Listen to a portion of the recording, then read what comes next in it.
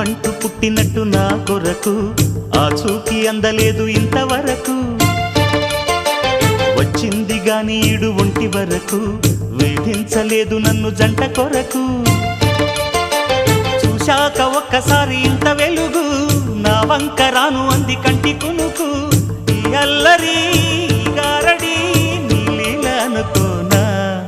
నీ పేరు ప్రేమ అవునా ఇవాళే నిన్ను పోల్చుకుందా